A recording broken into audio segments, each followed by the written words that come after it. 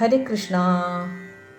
ശ്രീകൃഷ്ണൻ്റെയും പഞ്ചപാണ്ഡവന്മാരുടെയും ശംഖുകൾ ഏതൊക്കെയാണെന്ന് നോക്കാം. ശ്രീകൃഷ്ണൻ്റെ ശംഖിൻ്റെ പേരാണ് പാഞ്ചജന്യം. ഇത് മഹാവിഷ്ണുവിൻ്റെ പ്രസിദ്ധമായ ശംഖാണ്. പാഞ്ചജന്യം എന്നതിൻ്റെ അർത്ഥം പഞ്ചജനൻ എന്ന അസുരനിൽ നിന്ന് ലഭിച്ചത് എന്നാണ്. ഇനി പാണ്ഡവരുടെ ശംഖ്. യുധിഷ്ഠിരൻ്റെ ശംഖിൻ്റെ പേരാണ് അനന്തവിജയം. അനന്തമായ വിജയം എന്നാണ് അർത്ഥം. മഹാഭാരതത്തിലെ കുരുക്ഷേത്ര യുദ്ധം ആരംഭിക്കുന്നതിന് മുമ്പ് പാണ്ഡവരും കൗരവരും തങ്ങളുടെ ശംഖുകൾ ഊതിയപ്പോൾ യുധിഷ്ഠിരൻ്റെ ശംഖിൻ്റെ പേര് അനന്തവിജയം എന്നായിരുന്നുവെന്ന് ഭഗവത്ഗീതയിൽ പറയുന്നു. അടുത്തത് ഭീമസേനൻ്റെ ശംഖ്, പൗണ്ഡ്രം.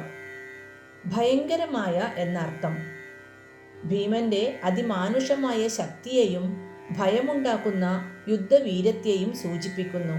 ഇതിൻ്റെ മുഴക്കം വളരെ ഉച്ചത്തിലുള്ളതായിരുന്നു. അടുത്തത് അർജുനൻ്റെ ശംഖ്, ദേവദത്തം. ദേവന്മാരാൽ നൽകപ്പെട്ടത് എന്നാണ് ഇതിനർത്ഥം.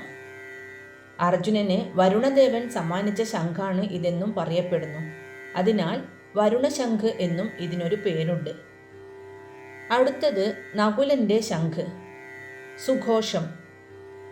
മനോഹരമായ ശബ്ദമുള്ളത് എന്നർത്ഥം.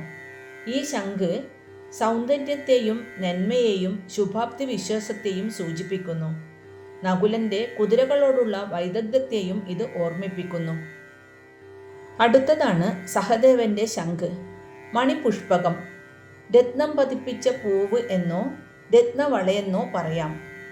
ഇത് ജ്ഞാനത്തെയും ദീർഘവീക്ഷണത്തെയും സത്യസന്ധതയെയും പ്രതിനിധീകരിക്കുന്നു. ഭഗവത്ഗീതയിൽ ഇങ്ങനെ പറയുന്നു: കൃഷ്ണൻ്റെ പാഞ്ചജന്യം, അർജുനൻ്റെ ദേവദത്തം, ഭീമൻ്റെ പൗണ്ഡ്രം എന്നീ ശക്തമായ ശംഖുകൾ മുഴങ്ങിയപ്പോൾ ആ ശബ്ദം ആകാശത്തെയും ഭൂമിയെയും പ്രകമ്പനം കൊള്ളിച്ചു. അത് ധൃതരാഷ്ട്രരുടെ ഹൃദയത്തിൽ ഭയം നിറച്ചു. ഹരേ കൃഷ്ണ.